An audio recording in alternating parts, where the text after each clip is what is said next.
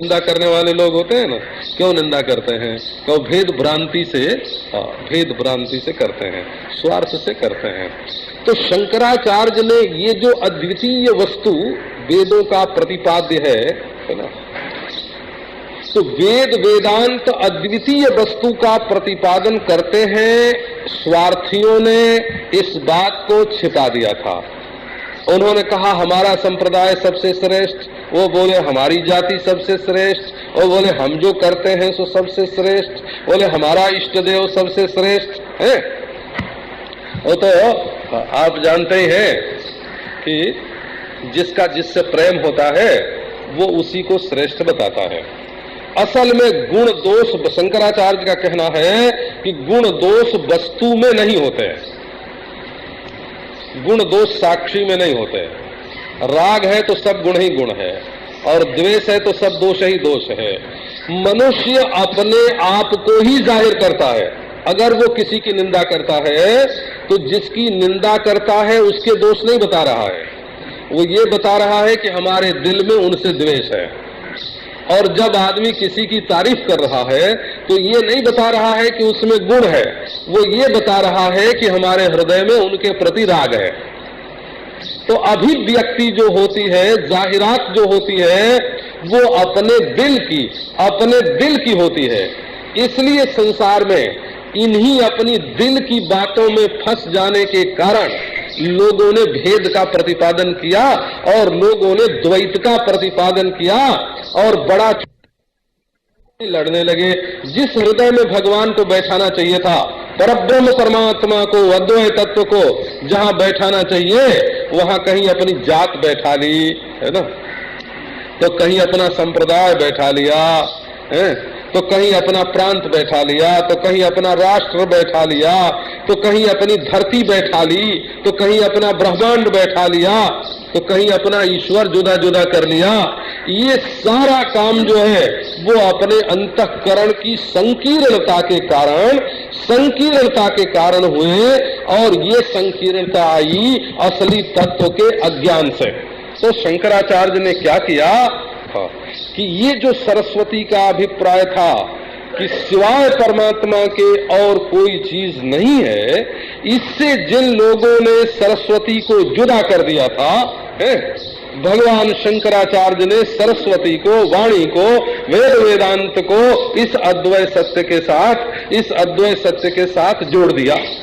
सत्य समन स्वार्थ समन्विता भूतो, यही एक ऐसे वक्ता मिले कि बाग देवी जब इनकी वाणी पर आकर के नृत्य करने लगी, तब इन्होंने लोगों को बताया कि वाग देवी का वास्तव में ये अभिप्राय है, ये अर्थ है।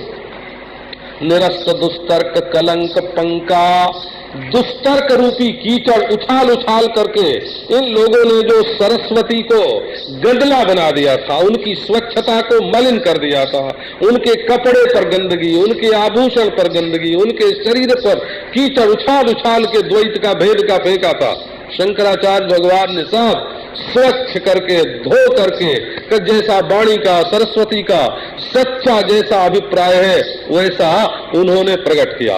तो शंकराचार्य ने कोई नया संप्रदाय नहीं चलाया, उपनिषद का जो अभिप्राय है उसको प्रकट किया।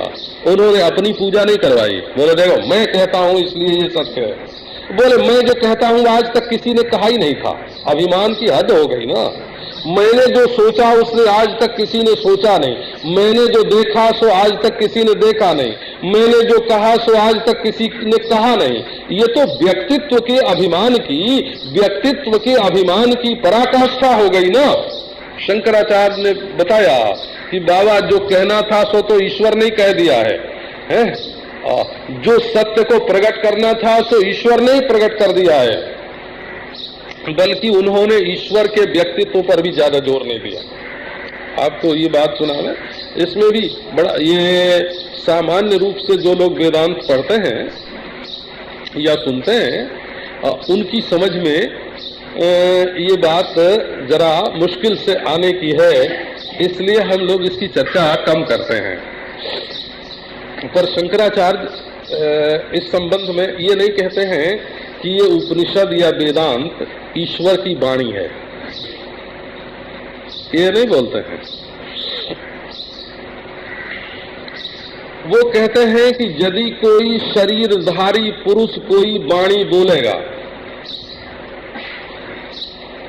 तो उसके भीतर जो गंध होगी ना वो उस वाणी में लग जाएगी। जैसे हुक्का पीने वाला आदमी हो तो उस जब सांस लेता है तो उसकी सांस में से दुर्गंध आती है। बीड़ी पीने वाले लोग माफ करें, ये जब मकान के बाहर बीड़ी पीकर हमारे पास आ जाते हैं ना, है ना, तो चूंकि हम लोगों को अभ्यास नहीं, हम उसको पाप नहीं बात बताते हैं, हम ये बताते हैं कि हमको अभ्यास नहीं है उसका, अभ्यास नहीं है, वो उतनी तेज गंध को समझते ही नहीं है, उनको मालूम नहीं पड़ती उतनी तेज गंध, और हम परेशान हो जाते हैं उससे जब उनकी सांस निकलती है। बोला हम समझ जाते हैं कि ये बीड़ी सिगरेट बाहर पी के यहाँ आए। हम उसको पाप नहीं बताते हैं, बुरा नहीं बताते हैं, हम ये बताते हैं कि हमारी आदत नहीं है। प्याज खाने वाले की सांस में से प्याज की गंध आती है, वो चाहे 1000 छिपावे। तो सबके अंतःकरण में कोई न कोई संस्कार होता है। जब आदमी बोलने लगता है ना, तब वो अपने संस्कार को वाणी पर चढ़ा देता है। उसके दिल की दुर्गंध अथवा उसके दिल की सुगंध उसकी वाणी में आ जाती है। वो जरूर किसी न किसी की श्रद्धा मिटावेगा, है ना। दुर्गंध वाला बोलेगा ना तो जरूर किसी न किसी की श्रद्धा मिटावेगा, सुगंध वाला बोलेगा तो किसी न किसी की श्रद्धा बढ़ावेगा। ये वाणी में भी सुगंध और दुर्गंध माने अपनी भावनाएं और अपने विचार जैसे अच्छे बुरे होते हैं वो जाहिर हो जाते हैं, है ना। अभी कुछ बरस पहले की बात है, एक के घर में शादी हो रही थी। मैं बैठा था शादी में, तख्ते पर मैं बैठा था, सब लोग नीचे बैठे थे।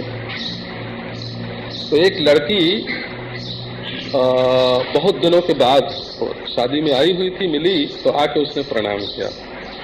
प्रणाम किया तो मैंने उससे पूछा कि तेरी बहन भी तो तेरे ही घर में ब्याही है, तो वो तुम्हारे जो देवर हैं वो तुम्हारी बहन के साथ अच्छा बर्ताव तो करते हैं।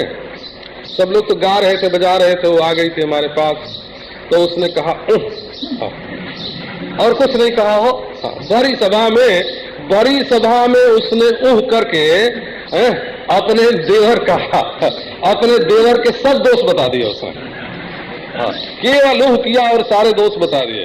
तो ये जिनके कलेजे में मैल भरी रहती है वो लोग अपनी मैल अपनी वाणी में लगाए बिना मान नहीं सकते, और जिनके भीतर दुर्गंध भरी हुई है, सुगंध भरी हुई है, उनके भीतर से वाणी निकलती है तो सुगंध निकलती है। तो शंकराचार्य भगवान ने कहा कि बाबा अगर कोई मनुष्य इस अद्वैत को बोलने वाला है तो कैसे बोलेगा, सोचो। जीव के तो होता है अंतःकरण, और अंतःकरण में होते हैं अनादि संस्कार हैं। तो जब वो बोलेगा तो कुछ न कुछ अपने संस्कार मिला करके बोलेगा। आपको आश्चर्य होगा कि एक बंगाली जब वेदांत बोलता है तो उसमें तंत्र की गंध जरूर होती है। हाँ, तंत्र शास्त्र की गंध के बिना अब बंगाली का वेदांत बोलना कठिन है हो।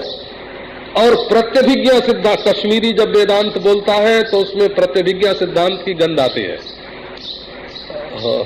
अब औरों के का नहीं बताते हैं, वैसे हमको मालूम बहुतों का है, लेकिन सबका नहीं बताएंगे।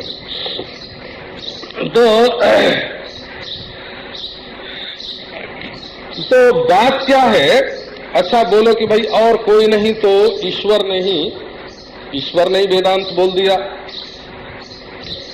बोले कि ईश्वर जो है वो बिना किसी निमित्त के बोलता है कि निमित्त से बोलता है।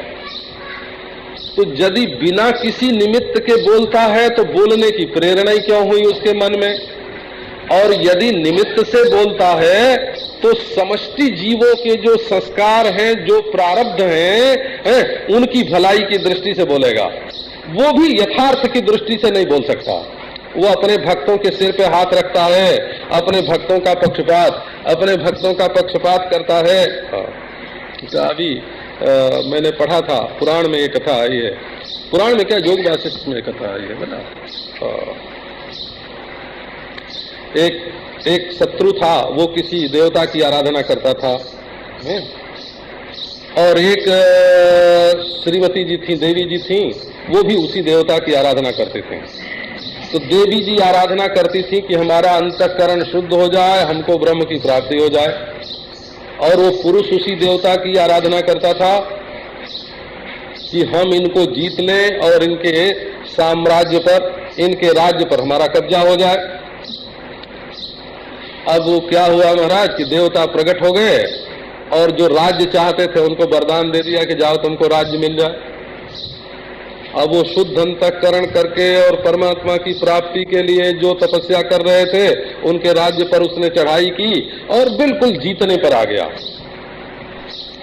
तो उसने अपने देवता का आवाहन किया, देवी ने, कि हम तुम्हारी आराधना करते हैं, तुम्हारी पूजा करते हैं, और तुम हमारी मदद क्यों नहीं कर रही हो?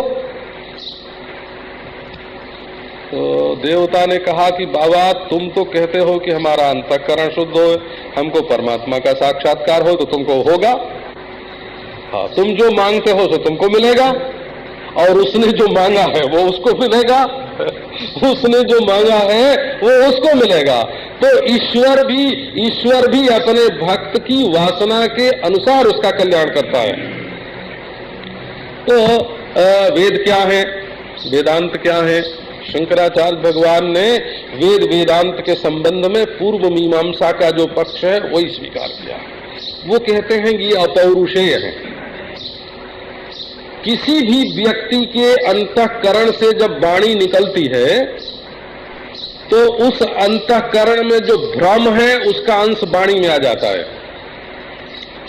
जो प्रमाद है सो आ जाता है। यदि वो ठग हुआ तो उसकी ठगी आ जाती है, भ्रम, प्रमाद, विप्रलिप्सा, और शायद उसको सच्ची चीज का ज्ञान ही न हो, अज्ञान हो, करना पाठव इसको बोलते हैं। तो ये जो मनुष्य के अंदर दोष होते हैं, या तो मनुष्य के बोले हुए वचन में ये दोष आ जाएगा। अच्छा, मान लो ईश्वर कभी बोले तो वो भी कभी बोलेगा, किसी न किसी काल में बोलेगा, तो ये ज्ञान तो काल परिच्छिन्न नहीं है,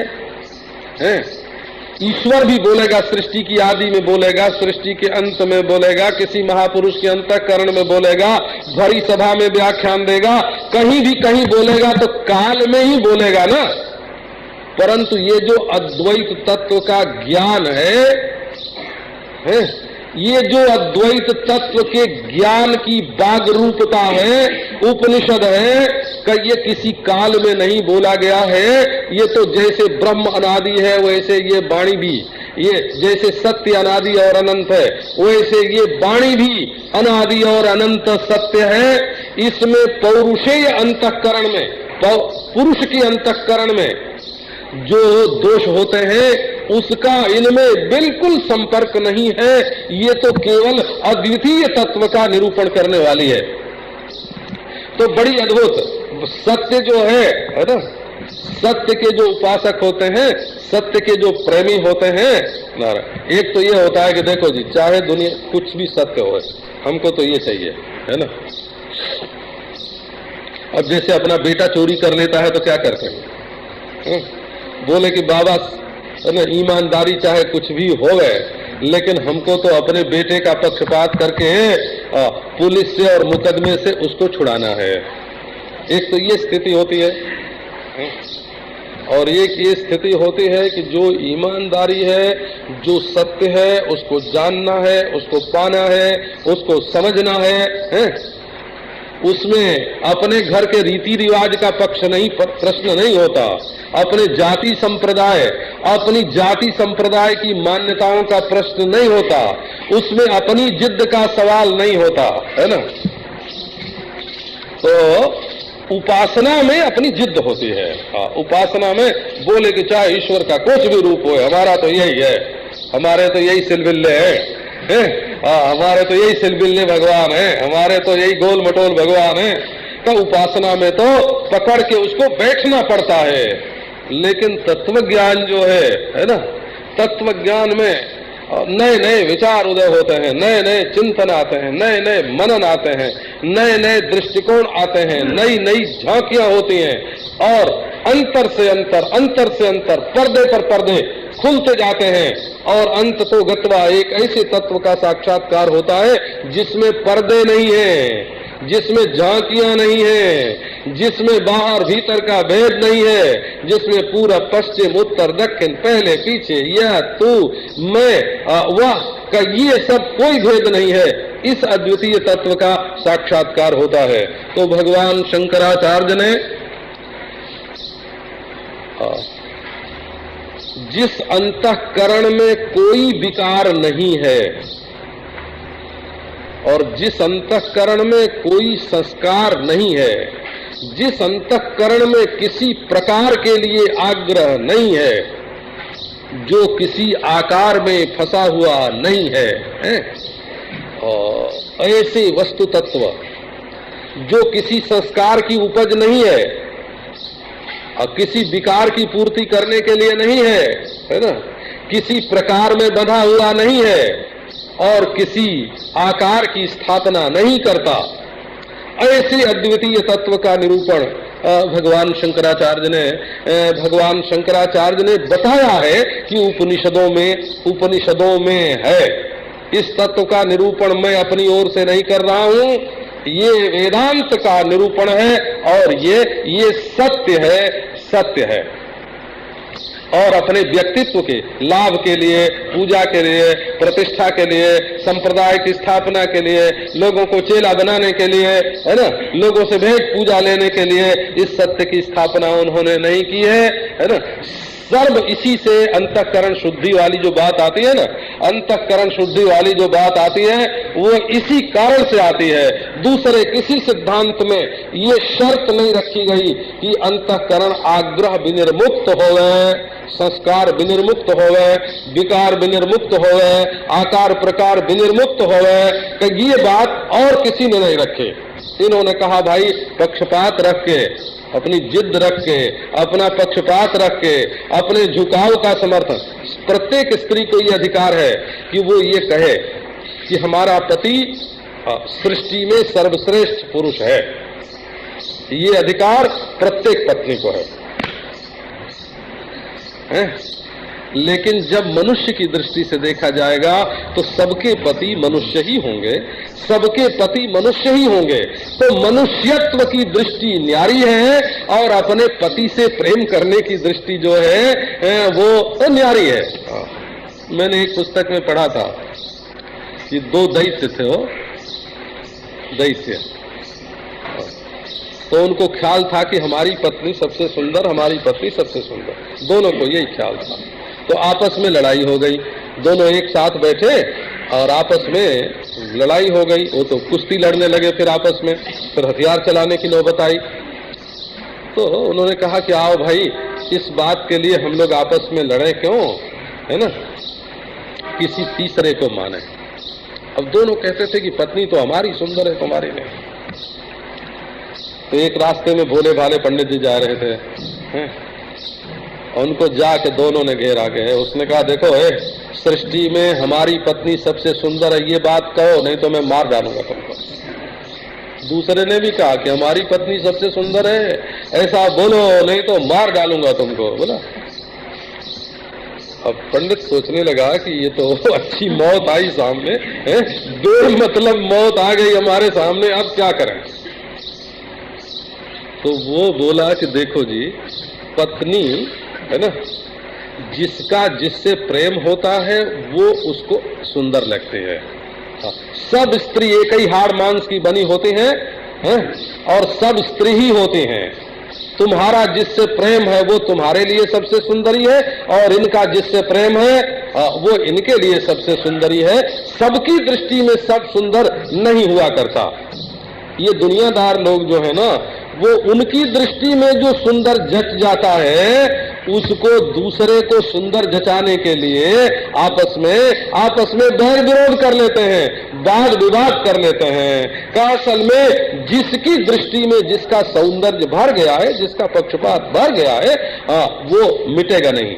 जब वो मिटेगा भगवान की बड़ी आराधना करें, सदाचार का पालन करें, भगवान की आराधना करें, सदगुरु की कृपा होए और सदगुरु जो है वो बता दे कि लंबे नर्मदेश्वर में और गोल सालग्राम में, दोनों में तत्व एक है। ये लंबा होने से नर्मदेश्वर अच्छे नहीं है और गोल होने से सालग्राम खराब नहीं है ना। और 2 हाथ वाले होने से राम जो है वो छोटे नहीं है और 4 हाथ वाले होने से विष्णु बड़े नहीं है। सब में एक ही ईश्वर है का ये बात जब महाराज सदगुरु की कृपा होए और वो समझा दे कि एक ही आत्मा है ना, आत्मा एक ही है, अद्वितीय ही है, परिच्छेद शून्य ही है, ब्रह्म ही है, तो उसके सिवाय दूसरी कोई वस्तु नहीं है। तो ये सदाचारी पुरुष होए, ईश्वर की आराधना करें, सदगुरु की कृपा होए और उसकी समझ में ये बात बैठ जाए, इस तत्व का अद्वैत साक्षात्कार हो जाए। ये शांकर सिद्धांत जिसको हम लोग बोलते हैं, असल में औपनिषद सिद्धांत है। और ये सृष्टि में जितने भी धर्म ग्रंथ प्राप्त होते हैं सबसे प्राचीन ऋग्वेद है और ऋग्वेद की उत्पत्ति का भी कोई काल नहीं माना जाता है, किसी पुरुष के मुंह से निकला हुआ नहीं माना जाता है, यहाँ तक कि ईश्वर के मुंह से भी निकला हुआ नहीं माना जाता है, अपौरुषेय माना जाता है। आर्य समाजी लोग उसको ईश्वर की वाणी मानते हैं, नैयायिक लोग उसको ईश्वर की वाणी मानते हैं, परंतु पूर्व मीमांसक और उत्तर मीमांसक वेद को बिल्कुल अपौरुषेय मानते हैं। माने किसी भी एक व्यक्ति या व्यक्तियों के समूह के संस्कार से युक्त करके ये बात नहीं बोली गई है। सबके संस्कार को, एक व्यक्ति के संस्कार को और समूह के संस्कार को बिल्कुल दूर रख करके तब ये बात बोली गई है। इसमें किसी का पक्षपात नहीं है, किसी के प्रति द्वेष नहीं है, किसी के प्रति राग नहीं है, इसमें अहंकार का पोषण नहीं है। ये अहंकार के पोषण के लिए नहीं, अहंकार को मिटाने के लिए ये वाणी है। ऐसा वेद का, वेदांत का सिद्धांत है और शंकर भगवान यही बताते हैं कि वेद में ऐसी बात लिखी हुई है। ओम शांति। विश्वम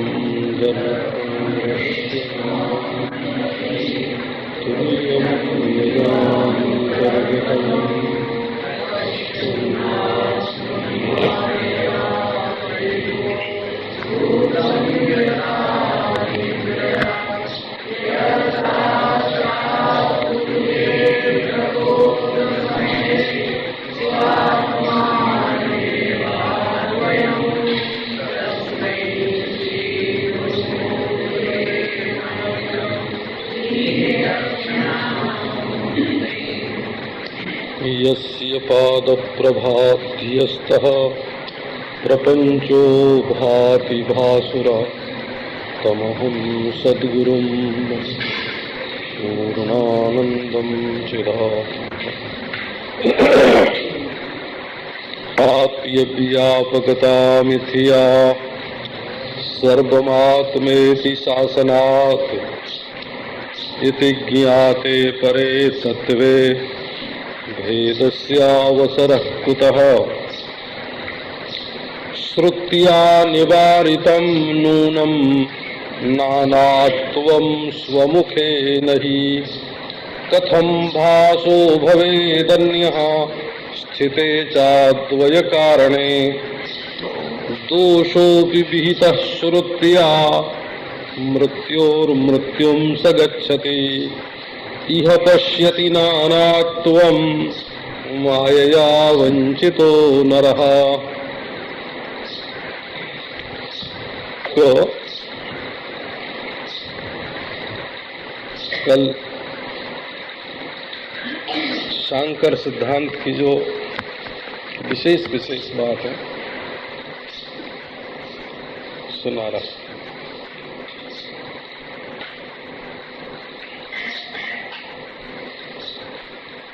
शंकराचार्य का कहना ये है कि प्रमाण की प्रणाली ये है कि एक प्रमाण से जो चीज मालूम पड़ती है वही यदि दूसरे प्रमाण से भी मालूम पड़े तो उसमें प्रमाण के प्रमाणत्व का भंग हो जाता है। प्रमाणांतर से अनधिगत और प्रमाणांतर से अबाधित वस्तु का जो बोध करावे उसी को प्रमाण मानते हैं। श्लोक, प्रमाण माने श्लोक नहीं, प्रमाण माने चौपाई नहीं, प्रमाण माने दोहा नहीं। किंभो श्लोका प्रमाणम, क्यों महाशय जी आप एक श्लोक बनाकर बोल देंगे तो वो छंद में होने के कारण प्रमाण मान लिया जाएगा। तो प्रमाणांतर से अनधिगत, जैसे आप देखो नासिका प्रमाण है, क्यों? तो किसी भी दूसरे तरीके से गंध का ज्ञान नहीं होता। गंध प्रमाणांतर से अनधिगत है। आंख से, जीभ से, कान से, त्वचा से गंध का पता नहीं चलता और प्रमाणांतर से अबाधित है। माने कान मना कर दे कि गंध नहीं है या आंख मना कर दे कि गंध नहीं है तो गंध की सत्ता नहीं कटती है जब तक नाक न कहे कि गंध नहीं है। तो गंध के अस्तित्व और नास्तित्व में नाक ही प्रमाण है, आंख, त्वचा, कान या रसना नहीं। इसी प्रकार रस के अस्तित्व में जिह्वा ही प्रमाण है, आंख, कान, नाक आदि नहीं। न ये काट सकते न सिद्ध कर सकते, इसी को बोलते हैं प्रमाण। जिस वस्तु के ज्ञान में जो असाधारण कारण होवे, उसके बिना उस वस्तु का ज्ञान ही न होवे, उसके बिना वो कट ही न सके, उसको प्रमाण बोलते हैं। तो शंकराचार्य के सामने प्रश्न ये था कि वेद प्रमाण है कि नहीं।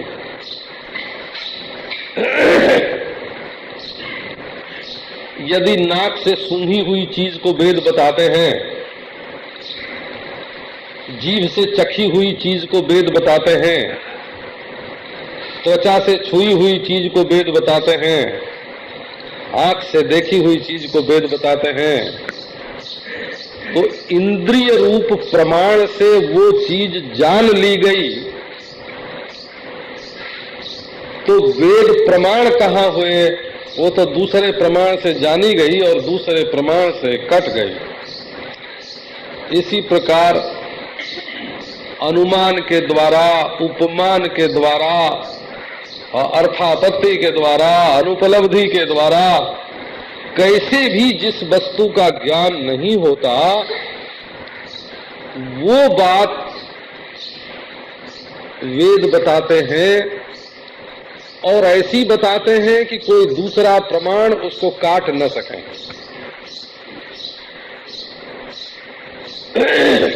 किसी भी दूसरे प्रमाण से, यंत्र से, दूरबीन से, खुर्दबीन से, रसायन शास्त्र से, गणित से, कैसे भी उसको कोई नहीं काट सके। एक ऐसा सत्य बताते हैं। तो थोड़ी शंकर जयंती का संबंध है ना, तो थोड़ी सी बात आपको और सुनाते हैं।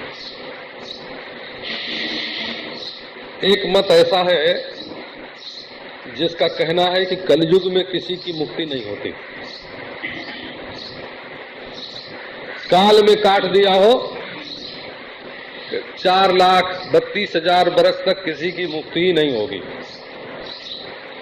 तो शंकराचार्य भगवान ये बात नहीं मानते। वो कहते हैं कि समय कोई भी हो, यदि आत्मा और ब्रह्म की एकता का ज्ञान हो जाएगा तो मुक्ति हो जाएगी। बोला एक ने कहा कि स्त्रियों की मुक्ति नहीं हो सकती।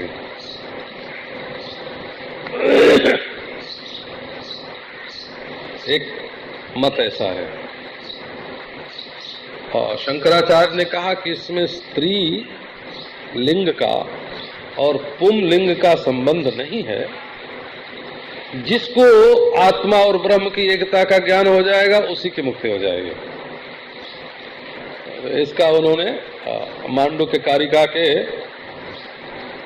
जे केचित् भवन्ति है सुनिश्चिताः ते ही लोके महाज्ञाना तच्च लोको न गाहते। इस कारिका की व्याख्या में स्पष्ट रूप से शंकराचार्य ने लिखा है, जे केचन स्त्री शूद्रादयः, ये शब्द है। मुक्ति का संबंध ज्ञान से है। अज्ञान रहेगा तो बंधन और ज्ञान होगा तो मुक्ति। उसमें स्त्री पुरुष शरीर का भेद नहीं है, काल का भेद नहीं है। बोले मरते समय एकादशी का दिन हो तब तो मुक्त हो जाए और न हो तो बद्ध ही रहे, ऐसा नियम नहीं है। काशी में मरे तभी मुक्त हो, स्थान विशेष का नियम नहीं है। और पंडित जी से जाके पाठशाला में पढ़े तभी मुक्त होगा, सो बात भी नहीं है। गर्भ में ही वामदेव को ज्ञान हो गया, प्रतिबंध की निवृत्ति हुई, संस्कार पहले से था, महावाक्य श्रवण किया हुआ था, किसी कारण से प्रतिबद्ध था, प्रतिबंध की निवृत्ति हुई, गर्भ में ही ज्ञान हो गया, यज्ञोपवीत संस्कार नहीं हुआ था। रईको की रहनी कैसी थी? वामदेव ने कहा गुरुकुल वास किया था, तो ये बात हुई कि ये सार्वदेशिक, सार्वकालिक, सार्वजनिक, ये एक ऐसा तत्व है। आओ कृपा बैठो। तो जब चाहे जिस काल में और चाहे जिस देश में और चाहे जिस जोनि में और चाहे जिस निमित्त से आत्मा ही अविनाशी परिपूर्णतम अद्वितीय ब्रह्म है, ये ज्ञान हो जाए तो मैं बद्ध हूं ये भ्रांति मिट जाएगी। मैं मुक्त हूं ये वृत्ति रहने की आवश्यकता नहीं है। मैं बद्ध हूं, मैं जीव हूं, ये भ्रांति मिट जाने की जरूरत है। किसी भी देश में, किसी भी काल में, किसी भी जाति में, किसी भी लिंग में, ये नहीं कि जब तक गुरुजी सिफारिश नहीं करेंगे ईश्वर से तब तक मुक्ति नहीं मिलेगी, है ना। एक संप्रदाय में ऐसा मानते हैं कि जब हमारे पैगंबर खुदा से कहेंगे कि इसको मुक्त कर दो तब मुक्ति होगी। क्या नहीं, ऐसा इतना उदार। वो कहते हैं मुक्ति पाना नहीं है, मुक्ति तो तुम्हारा स्वरूप है। मान ईमानी बंधन में आए हो, तुमने अपने को बंधा हुआ मान लिया है।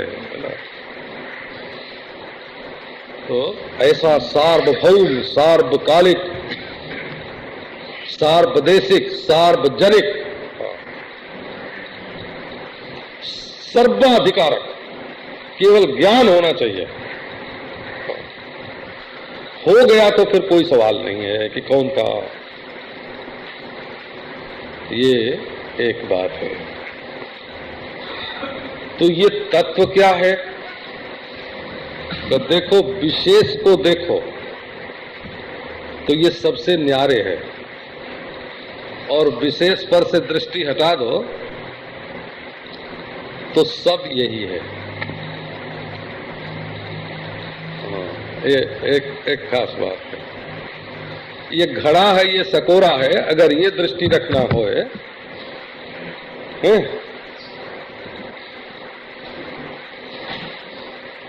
तब तो लो पानी पियो।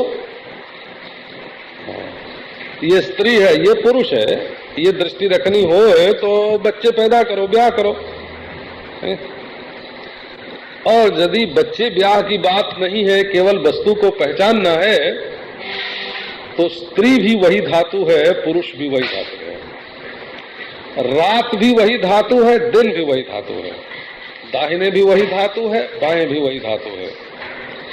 यही तत्व की दृष्टि जो है ना, बोले या व्याप्य व्यापकता।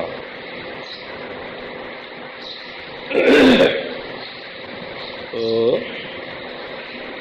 ऐसा कहते हैं कि जहां जड़ कारण होता है, जैसे मिट्टी है, गड़ा है,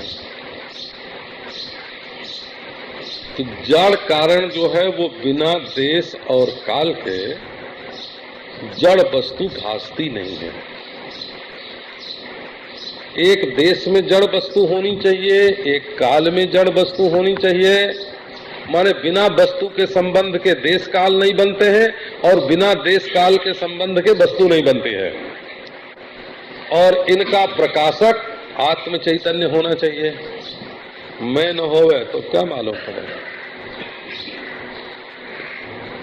अपने बिना तो, अहम के बिना तो इदम मालूम नहीं पड़ेगा, मैं के बिना तो यह मालूम ही नहीं पड़ता है।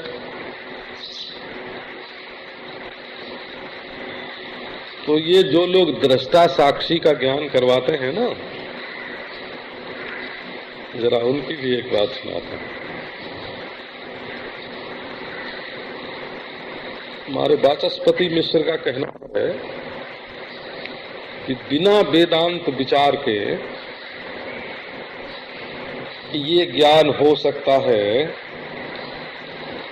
कि मैं सबका दृष्टा हूं, बिना वेदांत के। घड़ा कपड़ा मकान सबको देखने वाला मैं, पूरब पश्चिम उत्तर दक्षिण सबको देखने वाला मैं, आजकल परसों सबको देखने वाला मैं है, और विषय और इंद्रिय और अंतःकरण इनको देखने वाला मैं। और इसमें वेदांत विचार की क्या जरूरत है? ये तो स्फीत आलोक मध्यवर्ती घट के समान, जैसे बिल्कुल प्रकाश में कोई घड़ा रखा हो, वैसा ये बिल्कुल साफ साफ है कि मैं सबका साक्षी हूं। अब प्रश्न ये आया कि जिसके तुम साक्षी हो, जैसे तुम घड़ी को देख रहे हो, घड़ी के तुम साक्षी हुए, या लाउड स्पीकर को देख रहे हो तो लाउड स्पीकर के साक्षी हुए, या स्त्री पुरुष के शरीर देख रहे हो तो स्त्री पुरुष शरीर के साक्षी हुए, या आंख कान नाक को देख रहे हो तो आंख कान नाक के साक्षी हुए। तो जिनको तुम देख रहे हो, जिनको तुम देख रहे हो उसका आधार क्या है? माने किसमें उसको देख रहे हो? एक प्रश्न ध्यान में लो। तो बोले हम सबको आकाश में देख रहे हैं। अच्छा, तो जिस आकाश में सबको देख रहे हो उस आकाश को किसमें देख रहे हो? आकाश खलु कस्मिन ओतश्च प्रोतश्च, ये आकाश किसमें है? आप देखो, इस प्रश्न का बड़ा गूढ़ अभिप्राय है। अधिष्ठान जड़ वस्तु जहां है, दृष्टा ताते भिन्नता है। जहां होई चेतन आधारा, तहां न दृष्टा होई न्यारा। ये निश्चल दास जी महाराज का वचन है, विचार सागर में बोला। अधिष्ठान जड़ वस्तु जहां है, दृष्टा ताते भिन्नता है। जब ये घड़ी आकाश में है, ये घड़ी पूर्व पश्चिम आदि दिक में है, जब ये काल में है, जब ये पंचभूत में या जड़ सत्ता में है, तब इसके देश सहित, काल सहित, वस्तु सहित है, इसके कार्य कारण रूप सहित इस घड़ी का दृष्टा मैं हूं। परंतु ये घड़ी के उपादान पंचभूत, इसका आधार देश है, और इसके नई पुरानी होने का जो क्रम है उसको जाहिर करने वाला काल, ये देश काल वस्तु एक चैतन्य आधार में ही प्रकट हो रहे हैं। इनका अधिष्ठान चैतन्य है।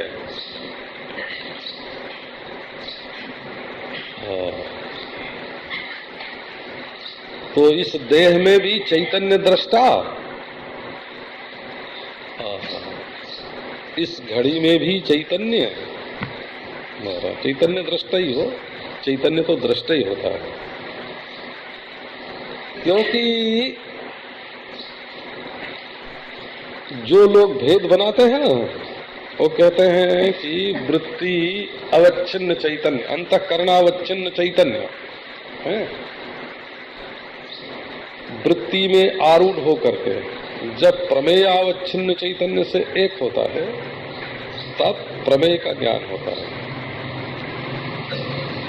तो जब प्रमेयावच्छिन्न चैतन्य ही है, जब प्रमेय से अवच्छिन्न चैतन्य ही है, प्रमेय में आभास को नहीं मानते हैं, बोला अंतःकरण में आभास को मानते हैं और प्रमेय में आभास को नहीं मानते हैं। तो एक स्थान पर आभास को मानना और दूसरे स्थान पर आभास को न मानना, इसका कारण क्या है? असल में यहां भी अंतःकरणावच्छिन्न है, अंतःकरणावच्छिन्न चैतन्य है प्रमाता, उसी की संज्ञा प्रमाता है, और वहां भी प्रमेयावच्छिन्न चैतन्य जो है तो वही है।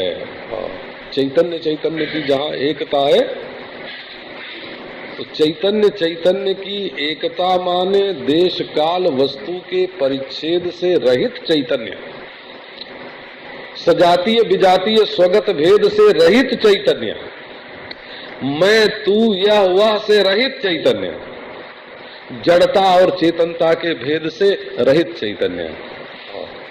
तो मिट्टी और घड़े में भेद नहीं है बोला।